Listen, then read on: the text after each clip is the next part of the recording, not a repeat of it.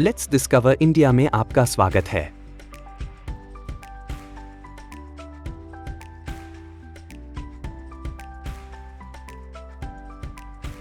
प्रिय मित्रों, चार धाम यात्रा 2025 जल्द ही शुरू होने वाली है।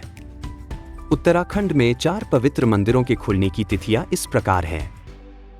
यमुनोत्री मंदिर 30 अप्रैल 2025, गंगोत्री मंदिर 30 अप्रैल 2025, केदारनाथ मंदिर 2 मई 2025 और बद्रीनाथ मंदिर 4 मई 2025 को खुलेगा। अगर आप भी इस साल चारधाम यात्रा की योजना बना रहे हैं तो आप सही जगह पर आए हैं। इस वीडियो में हम आपको सुविधाजनक और आरामदायक यात्रा के लिए एक परफेक्ट आइटिनरी साझा करेंगे, तो अंत तक वीडियो से जुड़े रहें। पिछले वीडियो में हमने चार धाम यात्रा के लिए पंजीकरण करने का तरीका बताया था और यात्रा को सुगम और आरामदायक बनाने के लिए कई महत्वपूर्ण सुझाव दिए थे। अगर आपने वीडियो नहीं देखा है तो डिस्क्रिप्शन में एक लिंक दिया गया है, आप लिंक पर क्लिक करके देख सकते हैं। वैसे अगर आप हमारे चैनल पर नए हैं तो कृपया चैनल को सब्सक्राइब करें ताकि आपको चारधाम पर और भी रोचक वीडियो मिलते रहें। उत्तराखंड में चारधाम यात्रा की शुरुआत ऋषिकेश या हरिद्वार से होती है। चारधाम यात्रा आमतौर पर 10 दिनों में पूरी होती है। चाहे आप समूह पैकेज बुक करें या किराए की कार से जाना चाहें, वे यात्रा 10 दिनों में पूरी करते हैं। चारधाम के रास्ते में कई रोचक और महत्वपूर्ण प्राकृतिक और धार्मिक स्थल हैं। रास्ते में पड़ने वाले कई महत्वपूर्ण स्थानों को अधिकांश ट्रैवल एजेंट मुफ्त में दिखा देंगे। इसका अधिकांश हिस्सा ड्राइवर और आपके बीच तालमेल पर निर्भर करता है। चूंकि आप पहाड़ी दर्रों पर प्रतिकूल जलवायु परिस्थितियों में 10 दिनों की लंबी यात्रा कर रहे होते हैं, कभी-कभी चालक और यात्री के बीच अनबन हो जाती है। यदि आप ड्राइवर के साथ अच्छा तालमेल बनाए रखें तो वह आपको चारधाम के रास्ते में पड़ने वाले सभी महत्वपूर्ण स्थान दिखा सकता है। यदि आप उन सभी स्थानों पर जाना चाहते हैं जो चारधाम मार्ग से थोड़ा हटकर हैं, तो उसे साइटसीइंग माना जाएगा और इसके लिए थोड़ा अतिरिक्त शुल्क लिया जाएगा तथा यह राशि ड्राइवर को दी जाएगी। यदि आप साइटसीइंग के साथ चारधाम यात्रा पूरी करना चाहते हैं तो आपको अतिरिक्त 2 से 3 दिन की आवश्यकता होगी। तो आइए देखें कि आप इस वर्ष चारधाम यात्रा के लिए एक परफेक्ट आइटिनरी कैसे तैयार कर सकते हैं। दिन 1, आपकी यात्रा ऋषिकेश या हरिद्वार से बड़कोट या जानकी चट्टी या खरसाली तक होगी। यदि आप जानकी चट्टी या खरसाली तक जा रहे हैं तो आपको अपनी यात्रा सुबह 5 बजे तक शुरू कर देनी चाहिए। यदि आप साइटसीइंग का पैकेज लेते हैं तो आप हरिद्वार से 160 किलोमीटर दूर प्राचीन और ऐतिहासिक मंदिर लाखामंडल जा सकते हैं। यह ऐतिहासिक और पौराणिक मंदिर उत्तराखंड के देहरादून जिले के जौनसार बावर गांव में यमुना नदी के तट पर स्थित है। यह मंदिर अपने प्राचीन इतिहास और 1 लाख शिवलिंगों के लिए जाना जाता है। अगर आप घोड़े, पिट्ठू या पालकी से यमुनोत्री जाने वाले हैं तो आप 2 रातों के लिए बड़कोट में होटल बुक कर सकते हैं। बड़कोट हरिद्वार से 175 किलोमीटर दूर है। शाम तक बड़कोट पहुंचें, जल्दी खाना खाएं और सो जाएं। दिन 2, सुबह जल्दी जानकी चट्टी के लिए निकलें, घोड़ा, पालकी या पिट्ठू बुक करें और यमुनोत्री जाएं जो जानकी चट्टी से 8 किलोमीटर दूर है। मंदिर में कुछ समय बिताएं और दोपहर या शाम तक बड़कोट में अपने होटल वापस आ जाएं। यदि आप पैदल यमुनोत्री जाने की योजना बना रहे हैं तो जानकी चट्टी या खरसाली में 2 रातों के लिए अपना होटल बुक करें। हरिद्वार से जानकी चट्टी और खरसाली की दूरी 220 किलोमीटर है। जानकी चट्टी या खरसाली में रुकने से आपको अपनी ट्रेक जल्दी शुरू करने और शाम को आराम से लौटने का अवसर मिलता है। इससे न केवल आपकी यात्रा अधिक सुगम हो जाती है, बल्कि आप थकान से भी तेजी से उबर सकते हैं। दिन 3, आपकी यात्रा बड़कोट या जानकी चट्टी या खरसाली, जहां भी आपने होटल बुक किया हो, से उत्तरकाशी तक होगी। अगर आपने साइटसीइंग की बुकिंग की है तो आप प्राचीन प्रकटेश्वर गुफा जा सकते हैं। गुफा में केदारनाथ जैसा स्वयंभू शिवलिंग है। जब गांव वालों ने पानी के लिए कुआं खोदा तो गुफा में एक बड़ा शिवलिंग प्रकट हुआ और इसलिए इसका नाम प्रकटेश्वर गुफा पड़ा। गुफा में शिव के प्रकट होने के बाद से गांव वालों को कभी पानी की कमी नहीं हुई।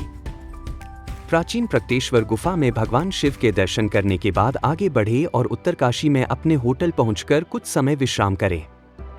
जानकी चट्टी से उत्तरकाशी की दूरी लगभग 123 किलोमीटर है तथा यात्रा का समय 3.5 से 4 घंटे का है। ताजगी महसूस करने के बाद शाम को काशी विश्वनाथ मंदिर जाएं और भगवान विश्वनाथ के दिव्य दर्शन करें। मंदिर की आध्यात्मिक शांति और सकारात्मक ऊर्जा का अनुभव लें। दर्शन के उपरांत अपने होटल लौटें, स्वादिष्ट भोजन का आनंद लें और आराम करें ताकि अगली सुबह नई ऊर्जा के साथ आगे की यात्रा का आरंभ कर सकें। दिन 4, आपकी यात्रा उत्तरकाशी से गंगोत्री और वापस उत्तरकाशी तक होगी। उत्तरकाशी से गंगोत्री की दूरी लगभग 98 किलोमीटर है।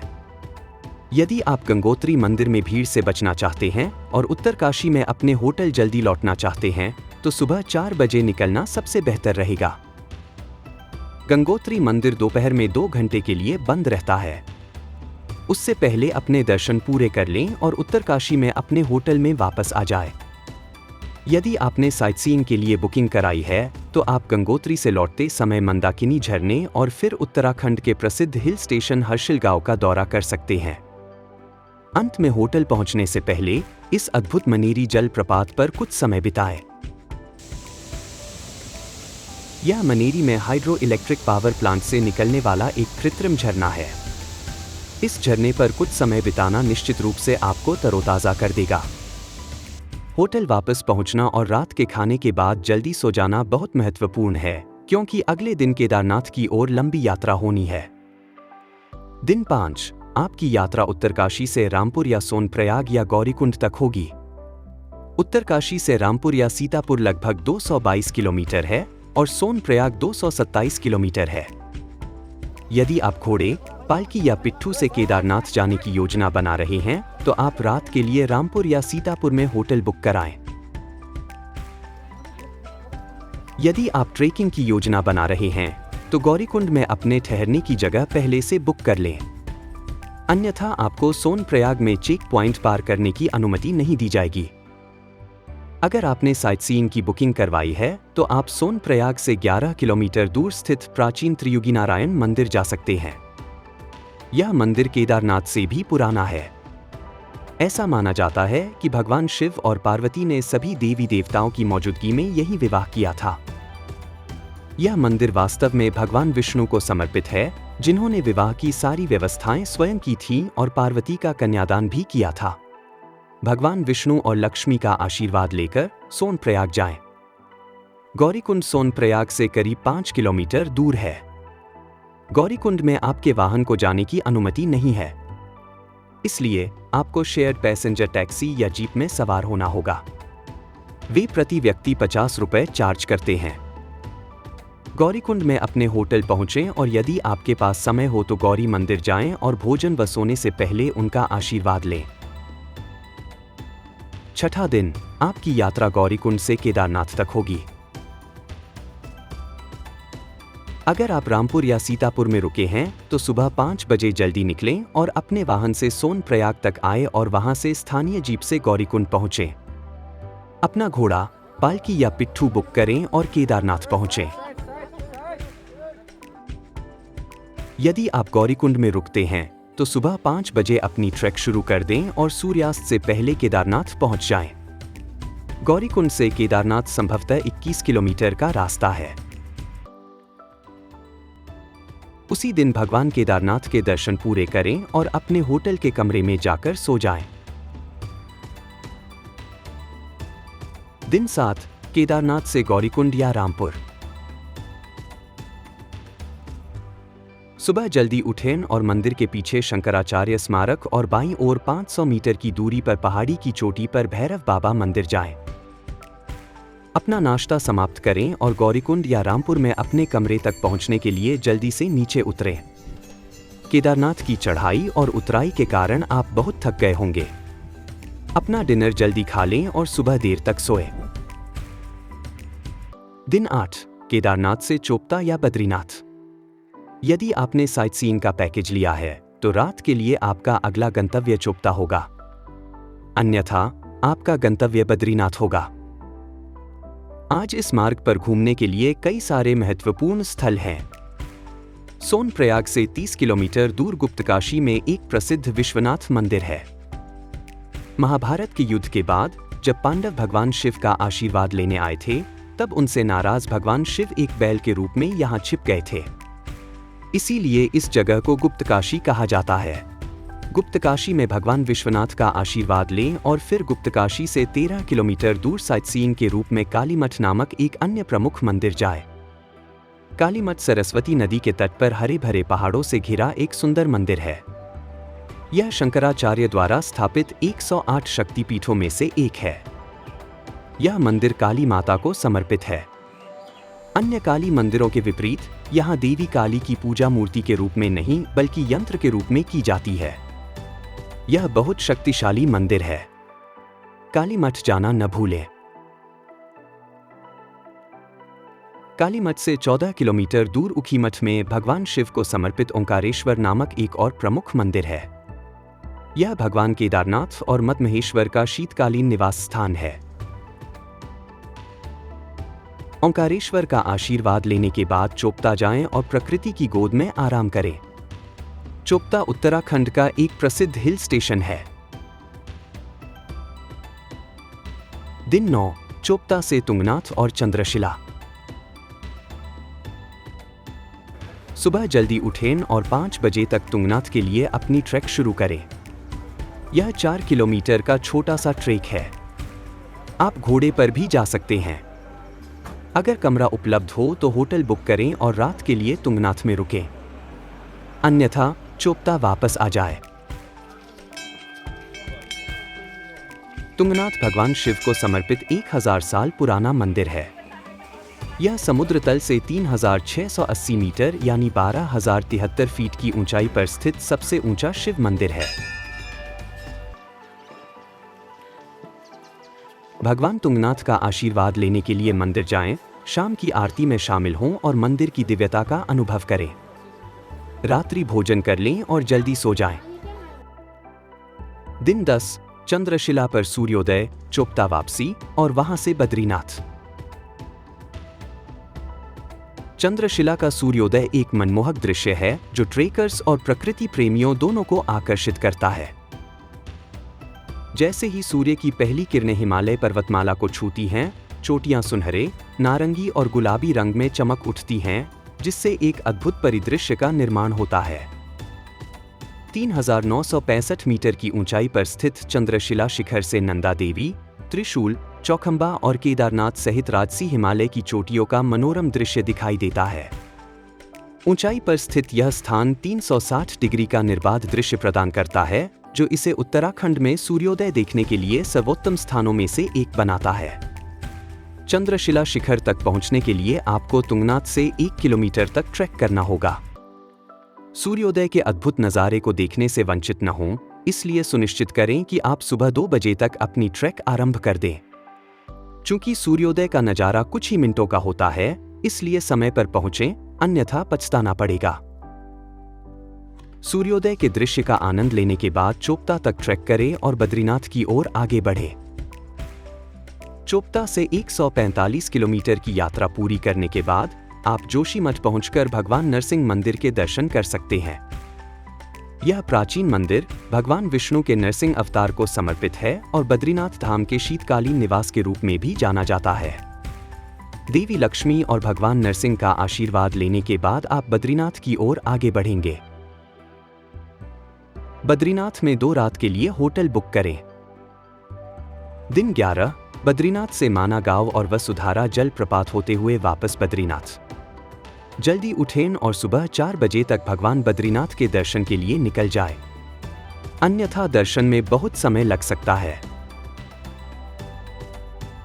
बद्रीनाथ के दर्शन के बाद चारधाम की यात्रा पूरी हो जाती है। दर्शन के बाद आप हरिद्वार के लिए अपनी यात्रा शुरू कर सकते हैं। अगर आपने दर्शनीय स्थलों की यात्रा का पैकेज बुक किया है, तो भारत के आखिरी गांव माणा जाएं और माणा गांव में सरस्वती नदी, भीम पुल, व्यास गुफा और गणेश गुफा का भ्रमण करें। अगर आप थके नहीं हैं और भी कुछ देखना चाहते हैं, तो वसुधारा झरने की ओर ट्रेक करें। यह 4 किलोमीटर का एक खूबसूरत छोटा ट्रेक है। ऐसा माना जाता है कि वसुधारा झरने की पानी की बूंदें पाप करने वाले लोगों पर नहीं गिरती हैं। अपने कमरे में वापस आएं और दिन भर आराम करें। दिन 12, अगली सुबह आराम से उठें और नाश्ते के बाद अपनी वापसी यात्रा शुरू करें। बद्रीनाथ से 22 किलोमीटर दूर वापसी में प्राचीन और ऐतिहासिक पांडुकेश्वर मंदिर के दर्शन करें। पौराणिक कथाओं के अनुसार इसे महाभारत के पांडवों के पिता राजा पांडु ने स्थापित किया था। भगवान योग ध्यान बद्री और भगवान वासुदेव का आशीर्वाद प्राप्त करने के बाद अपने अगले गंतव्य रुद्रप्रयाग की ओर आगे बढ़े। पांडुकेश्वर से रुद्रप्रयाग लगभग 128 किलोमीटर है। रुद्रप्रयाग तक की यात्रा में आपको विष्णुप्रयाग, नंदप्रयाग, कर्णप्रयाग और रुद्रप्रयाग 4 महत्वपूर्ण संगम मिलेंगे। इन संगम स्थलों का गहरा धार्मिक एवं सांस्कृतिक महत्व है। यदि आपके पास पर्याप्त समय हो तो प्रत्येक प्रयाग में ठहरकर वहां की शांति और प्राकृतिक सौंदर्य का आनंद लें। इन पवित्र पर्वत नदियों के संगम पर बैठकर उनकी दिव्यता का अनुभव करें, बहते जल की ऊर्जा को महसूस करें और इस आध्यात्मिक यात्रा को आत्मसात करें। अगर आपने साइटसीइंग का पैकेज लिया है तो आपको जोशीमठ के शंकराचार्य मठ पर जरूर रुकना चाहिए। यह पांडुकेश्वर से रुद्रप्रयाग के रास्ते पर केवल 18 किलोमीटर दूर है। 1200 वर्ष पुराना कल्पतरु, वर्षों से जल रही अखंड ज्योति, सफेद स्फटिकलिंग और तोटकाचार्य की पवित्र गुफा इस स्थान की विशेषताएं हैं। कहा जाता है कि आदि शंकराचार्य ने 1200 साल पहले उस पेड़ के नीचे तप किया था। कल्प वृक्ष और अखंड ज्योति अभी भी जोशीमठ में मौजूद है। दिन 13, आराम से उठें और नाश्ते के बाद अपने अंतिम गंतव्य हरिद्वार या ऋषिकेश के लिए यात्रा शुरू करें। श्रीनगर राजमार्ग पर लगभग 130 किलोमीटर यात्रा करने के बाद धारी देवी मंदिर का दर्शन करें। धारी देवी मंदिर एक पूजनीय हिंदू तीर्थ स्थल है जो उत्तराखंड के श्रीनगर और रुद्रप्रयाग के बीच अलकनंदा नदी के किनारे स्थित है। धारी देवी का आशीर्वाद प्राप्त करते हुए आगे बढ़े। लगभग 47 किलोमीटर की यात्रा करके आप देवप्रयाग जा सकते हैं, जो 5 प्रयागों में अंतिम है। देवप्रयाग अलकनंदा और भागीरथी नदियों का संगम है। 5 संगमों के बाद यहाँ इस स्थान पर गंगा नदी का जन्म होता है। देवप्रयाग से लगभग 92 किलोमीटर यात्रा करने के बाद आप हरिद्वार पहुंचते हैं। अपने होटल जाएं, कुछ समय आराम करें और हरिद्वार में शाम को प्रसिद्ध गंगा आरती में शामिल हों। और अगले दिन आप अपनी सुविधा के अनुसार अपने गंतव्य के लिए प्रस्थान कर सकते हैं। यदि आपको इस वीडियो में दी गई जानकारी उपयोगी लगे तो कृपया इसे लाइक, शेयर और कमेंट करें।